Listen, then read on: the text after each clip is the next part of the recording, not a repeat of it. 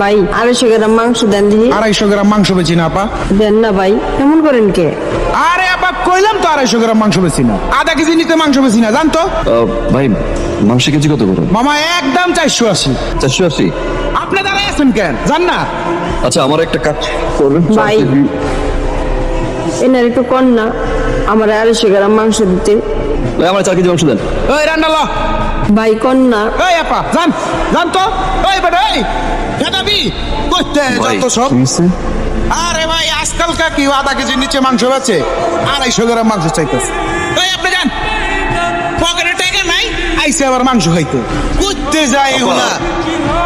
ওরা তো খুচরা 250 গ্রাম মাংস বিক্রি করে না, আর খুচরা 250 গ্রাম মাংস তো অনেক কম।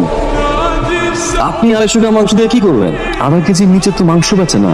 আসলে কি ভাই, বাবা আজকে পরীক্ষা কিন্তু ভালো দিতে হইব, অঙ্কে 100-তে 100 পাইতে হইব, ঠিক আছে? আচ্ছা মা। যাও। মা কি বাবা? আজকে যদি আমি পরীক্ষা ভালো করি তোমাকে গরু মাংস দিয়ে ভাত খাওয়াবা? পোলাটা ছোটবেলাতে বাপ নাই, জীবনে অনেক কিছু চাইছে, কিন্তু তার কোনোদিন কোনো চাওয়া পূরণ করতে পারি নাই।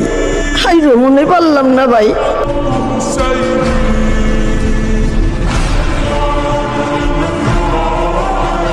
আপা আপা আপনি? এই নেন, আমি 2 কেজি নিছি, আর এই 2 কেজি আপনার জন্য। এতগুলো মাংস? আমার কাছে তো এত টাকা নাই ভাই। নেন ভাই, আপনারটা আপনি লয়ে যান। ভাই বুঝছেন না, আজকে না হয় ভাই তার বোনের ছেলের একটা ইচ্ছা পূরণ করলো। রাখেন, আমার বাসায় 2 কেজি মাংসতে হয়ে যায়, এটা আপনার জন্য। আল্লাহ আপনার ভালো করুক, অনেক বড় মনের মানুষ আপনি। আপনার মনটার মতন যেন আপনার বড় করে রাখে। এই বোন বাইরের জন্য দোয়া করব, আল্লাহ যেন বাইরে ভালো রাখে।